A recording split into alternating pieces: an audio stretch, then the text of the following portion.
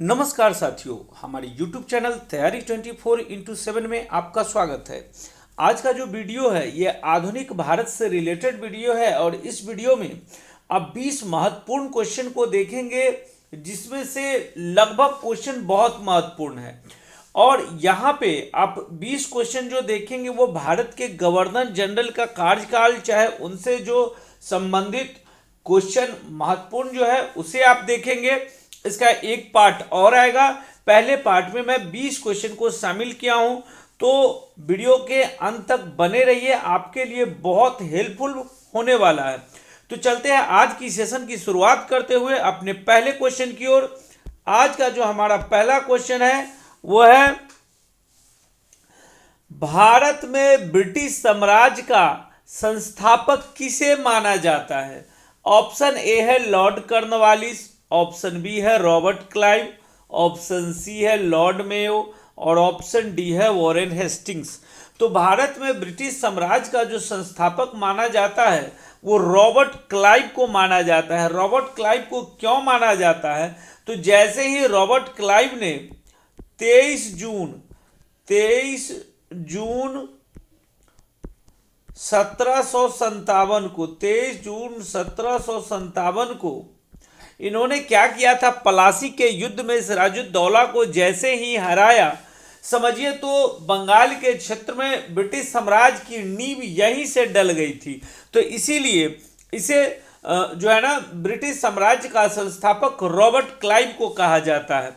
उसके बाद चलते हैं हम अपने अगले प्रश्न की ओर। हमारा अगला जो प्रश्न है वो है, सुरक्षा प्रकोष्ठ की नीति किससे संबंधित है? सुरक्षा प्रकोष्ठ की नीति किससे संबंधित है? ऑप्शन ए है लॉर्ड कॉर्नवालिस, ऑप्शन बी है रॉबर्ट क्लाइव, ऑप्शन सी है लॉर्ड मेयो, ऑप्शन डी है वॉरेन हेस्टिंग्स। तो देखिए, सुरक्षा प्रकोष्ठ की नीति जो है ना यह वॉरेन हेस्टिंग्स से संबंधित है। इसे घेरे की भी नीति कहा जाता है ना। अगर आप ध्यान से देखिएगा तो ऐसा एक और क्वेश्चन इसी टाइप का मिलेगा, जिसे घेरे की नीति जो है ना वो किससे संबंधित है या सुरक्षा प्रकोष्ठ की नीति किससे संबंधित है? तो ये आपका वॉरेन हेस्टिंग्स से संबंधित है। और वॉरेन हेस्टिंग्स का कार्यकाल जो शुरू हुआ था वो 1773 ईस्वी में इनका कार्यकाल शुरू होता है बंगाल के क्षेत्र में। उसके बाद चलते हैं हम अपने अगले प्रश्न की ओर। हमारा अगला जो प्रश्न है वो है, कलकत्ता में एशियाटिक सोसाइटी की स्थापना के समय बंगाल का गवर्नर जनरल कौन था? ऑप्शन ए है लॉर्ड कॉर्नवालिस, ऑप्शन बी है रॉबर्ट क्लाइव, ऑप्शन सी है लॉर्ड मेयो और ऑप्शन डी है वॉरेन हेस्टिंग्स। देखिए, कलकत्ता में जो एशियाटिक सोसाइटी की स्थापना जो किया गया था ये कब किया गया था? तो ये 1700, पहले ध्यान में रखना है, 1774 ईस्वी में। 1774 ईस्वी में कलकत्ता में एशियाटिक सोसाइटी की स्थापना की गई थी। किनके द्वारा? तो सर विलियम जोन्स के द्वारा किया गया था। और उस समय कलकत्ता के क्षेत्र में बंगाल का जो गवर्नर जनरल था वो कौन था? तो वो वॉरेन हेस्टिंग्स था। इसका सही उत्तर क्या हो जाएगा? Warren Hastings. उसके बाद चलते हैं हम अपने अगले प्रश्न की ओर। हमारा अगला जो प्रश्न है वो है, बंगाल में द्वैध शासन पद्धति किसने लागू की थी? ऑप्शन ए है लॉर्ड कॉर्नवालिस, ऑप्शन बी है रॉबर्ट क्लाइव, ऑप्शन सी है लॉर्ड मेयो और ऑप्शन डी है वॉरेन हेस्टिंग्स। तो बंगाल में द्वैध शासन की शुरुआत, जब आपने पढ़ा होगा कि जब बक्सर के युद्ध के बाद इलाहाबाद की संधि होती है और उसके बाद बंगाल के क्षेत्र में 1765 से अंग्रेजों का शासन मतलब परोक्ष रूप से शुरू हो जाता है। तो इसी समय बंगाल के क्षेत्र में द्वैध शासन पद्धति लागू की जाती है।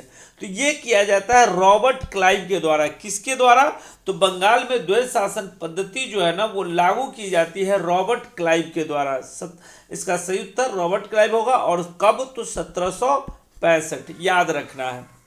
उसके बाद चलते हैं हम अपने अगले प्रश्न की ओर। हमारा अगला जो प्रश्न है वो है, किस गवर्नर जनरल पर महाभियोग का मुकदमा चलाया गया था?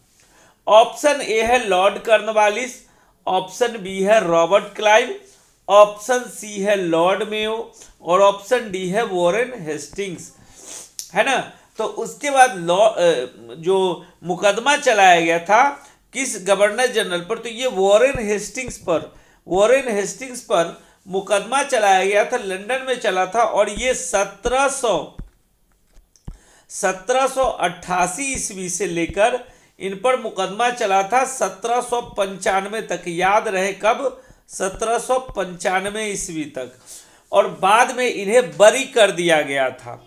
तो इसका सही उत्तर क्या हो जाएगा, वॉरेन हेस्टिंग्स होगा। उसके बाद चलते हैं हम अपने अगले प्रश्न की ओर। हमारा अगला जो प्रश्न है वो है, भारत में न्यायिक संगठन की स्थापना किसने की थी। याद रहे, भारत में न्यायिक संगठन की स्थापना किसने की थी।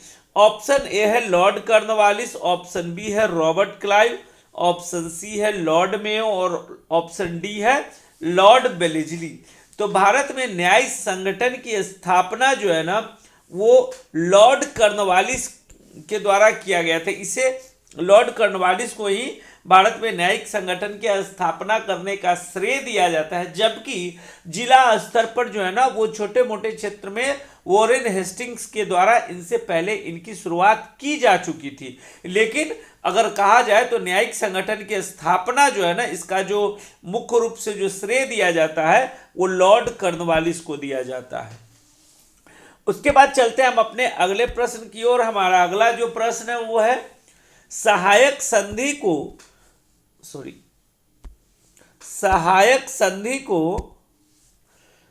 संधि को किसके शासन काल में क्रियान्वित किया गया था। ऑप्शन ए है लॉर्ड कॉर्नवालिस, ऑप्शन बी है रॉबर्ट क्लाइव, ऑप्शन सी है लॉर्ड मेयो और ऑप्शन डी है लॉर्ड वेलेस्ली। देखिए, लॉर्ड वेलेस्ली को ही सहायक संधि का एक तरीके से जनक कहा जाता था और इनके शासन काल में विस्तार भी किया गया था। तो सहायक संधि किसके शासन काल में क्रियान्वित किया गया था, तो लॉर्ड वेलेस्ली के शासन काल में, और सर्वप्रथम 1798 ईस्वी में, याद रहे 1798 ईस्वी में हैदराबाद जो निजाम है ना वो सबसे पहले सहायक संधि पर हस्ताक्षर किया था। सॉरी। उसके बाद चलते हैं हम अपने अगले प्रश्न की ओर। हमारा अगला जो प्रश्न है वो है, लॉर्ड कॉर्नवालिस का कब्र कहाँ स्थित है। ऑप्शन ए है दिल्ली, ऑप्शन बी है लखनऊ, ऑप्शन सी है कलकत्ता और ऑप्शन डी है गाजीपुर। तो देखिए, लॉर्ड कॉर्नवालिस जो है ना, लॉर्ड कॉर्नवालिस की जो मृत्यु हो गई थी वो कब हुई थी, तो 5 अक्टूबर 1805 ईस्वी को। याद रहे 5 अक्टूबर 1805 ईस्वी को उत्तर प्रदेश के गाजीपुर में इनकी मृत्यु हुई थी। सॉरी। और यहीं पे इनका जो है ना कब्र है, उत्तर प्रदेश के गाजीपुर में लॉर्ड कॉर्नवालिस का कब्र स्थित है। उसके बाद चलते हैं हम अपने अगले प्रश्न की ओर। हमारा अगला जो प्रश्न है, श्रीरंगपट्टनम की संधि कब हुई थी। ऑप्शन ए है 1780, ऑप्शन बी है 1792, ऑप्शन सी है 1762 और ऑप्शन डी है 1799। तो श्रीरंगपट्टनम की जो संधि हुई थी वो 1792 ईस्वी में टीपू सुल्तान और अंग्रेजों के बीच जो है ना वो श्रीरंगपट्टनम की संधि हुई थी। उसके बाद चलते हैं हम अपने अगले प्रश्न की ओर। हमारा अगला जो प्रश्न है वो है, अस्थाई बंदोबस्त की शुरुआत किसने की थी। ऑप्शन ए है लॉर्ड कॉर्नवालिस, ऑप्शन बी है लॉर्ड वेलेस्ली, ऑप्शन सी है लॉर्ड मेयो और ऑप्शन डी है थॉमस मुनरो। तो देखिए, अस्थाई बंदोबस्त की शुरुआत जो है ना वो लॉर्ड कॉर्नवालिस द्वारा 1793 ईस्वी में, याद रहे 1793, यानी परमानेंट सेटलमेंट जिसको बोलते हैं, स्थायी बंदोबस्त की शुरुआत लॉर्ड कॉर्नवालिस द्वारा 1793 ईस्वी में बंगाल, बिहार, उड़ीसा तथा उत्तर कर्नाटक के क्षेत्र में हुआ था। यह एक राजस्व प्रक्रिया था, राजस्व जो प्रक्रिया था वो अस्थाई बंदोबस्त और ये मतलब भू राजस्व प्रक्रिया था।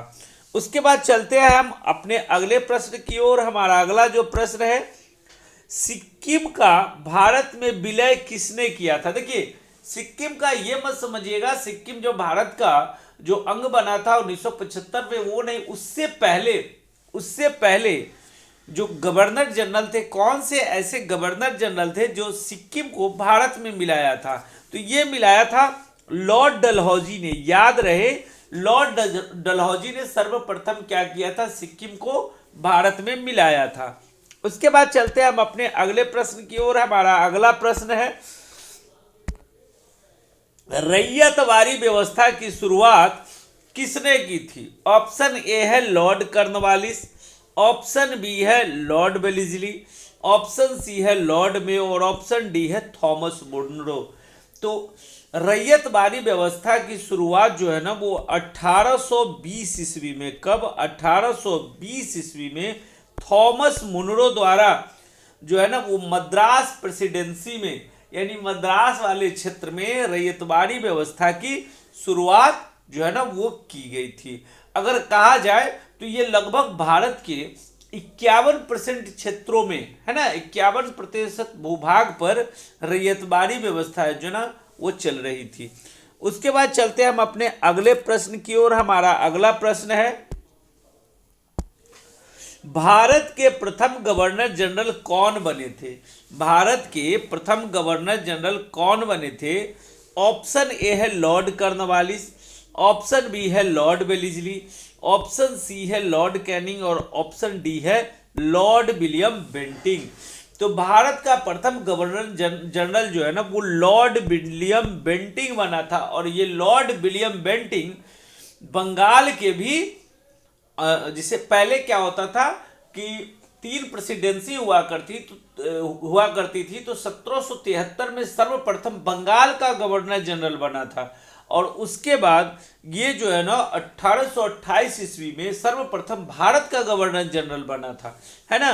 तो ये लॉर्ड विलियम बेंटिंग जो थे, या तो कह सकते हैं बंगाल के अंतिम गवर्नर जनरल या भारत के प्रथम गवर्नर जनरल, ये दोनों कौन थे? तो लॉर्ड विलियम बेंटिंग ही थे। उसके बाद चलते हैं हम अपने अगले प्रश्न की ओर। हमारा अगला प्रश्न है, बंगाल का प्रथम गवर्नर जनरल कौन बना था? ऑप्शन ए है लॉर्ड कॉर्नवालिस, ऑप्शन बी है वॉरेन हेस्टिंग्स, ऑप्शन सी है लॉर्ड कैनिंग और ऑप्शन डी है लॉर्ड विलियम बेंटिंग। तो बंगाल का जो प्रथम गवर्नर जनरल बना था वो वॉरेन हेस्टिंग्स बने थे। कब बने थे? तो 1773 ईस्वी में वॉरेन हेस्टिंग्स बंगाल के प्रथम गवर्नर जनरल बने थे। उसके बाद चलते हैं हम अपने अगले प्रश्न की ओर। हमारा अगला जो प्रश्न है वो है, बंगाल का अंतिम गवर्नर जनरल कौन बना था? ऑप्शन ए है लॉर्ड कॉर्नवालिस, ऑप्शन बी है वॉरेन हेस्टिंग्स, ऑप्शन सी है लॉर्ड कैनिंग और ऑप्शन डी है लॉर्ड विलियम बेंटिंग। तो मैंने आपको पिछले क्वेश्चन में बताया था कि भारत का प्रथम गवर्नर जनरल और बंगाल का अंतिम गवर्नर जनरल जो थे ना वो लॉर्ड विलियम बेंटिंग ही थे। देखिए, इस क्वेश्चन को थोड़ा ध्यान से, इस टाइप के क्वेश्चन को समझिएगा, नहीं तो कंफ्यूजन में आपका उत्तर गलत हो जाएगा। उसके बाद चलते हैं हम अपने अगले प्रश्न की ओर। हमारा अगला जो प्रश्न है वो है, भारत का अंतिम गवर्नर जनरल कौन बना था? ऑप्शन ए है लॉर्ड कॉर्नवालिस, ऑप्शन बी है वॉरेन हेस्टिंग्स, ऑप्शन सी है लॉर्ड कैनिंग और ऑप्शन डी है लॉर्ड विलियम बेंटिंग। तो भारत का अंतिम गवर्नर जनरल जो है ना वो लॉर्ड कैनिंग बने थे। कौन बने थे? ये भारत के अंतिम गवर्नर जनरल और भारत के प्रथम वायसराय जो थे वो लॉर्ड कैनिंग ही थे। याद रखिएगा, यहां पे भी कंफ्यूजन में नहीं आना है। बंगाल का अंतिम गवर्नर जनरल और भारत का प्रथम गवर्नर जनरल जो थे वो लॉर्ड विलियम बेंटिंग थे, और भारत का जो है वो अंतिम गवर्नर जनरल और भारत का प्रथम वायसराय लॉर्ड कैनिंग ही थे। इसका सही उत्तर क्या हो जाएगा? Lord Canning. उसके बाद चलते हैं हम अपने अगले प्रश्न की ओर। हमारा अगला प्रश्न है, भारत का प्रथम वायसराय कौन बना था? वही जो पिछले क्वेश्चन में मैंने इसका उत्तर ही बता दिया। ऑप्शन ए है लॉर्ड कॉर्नवालिस, ऑप्शन बी है वॉरेन हेस्टिंग्स, ऑप्शन सी है लॉर्ड कैनिंग और ऑप्शन डी है लॉर्ड विलियम बेंटिंग। तो भारत का प्रथम वायसराय जो है ना वो लॉर्ड कैनिंग 1858 ईस्वी में, है ना। प्रथम स्वतंत्रता संग्राम या जो आपका 1857 का विद्रोह था उसके बाद भारत का प्रथम वायसराय जो है ना वो लॉर्ड कैनिंग बने थे। उसके बाद चलते हैं हम अपने अगले प्रश्न की ओर। हमारा अगला जो प्रश्न है वो है रेलवे का सर्वाधिक विस्तार किस वायसराय के शासनकाल में हुआ था। ऑप्शन ए है लॉर्ड मेयो, ऑप्शन बी है लॉर्ड कर्जन, ऑप्शन सी है लॉर्ड कैनिंग, ऑप्शन डी है लॉर्ड मिंटो।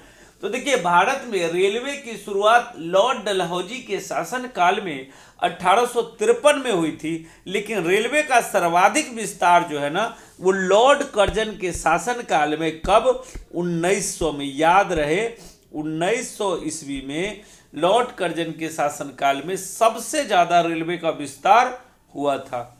उसके बाद चलते हैं हम अपने अगले प्रश्न की ओर। हमारा अगला जो प्रश्न है वो है वर्नाक्यूलर प्रेस एक्ट को किसने निरस्त किया था। ऑप्शन ए है लॉर्ड लीटन, ऑप्शन बी है लॉर्ड कर्जन, ऑप्शन सी है लॉर्ड कैनिंग और ऑप्शन डी है लॉर्ड रिपन। तो वर्नाकुलर प्रेस एक्ट को जो पारित किया था वो आपको किया था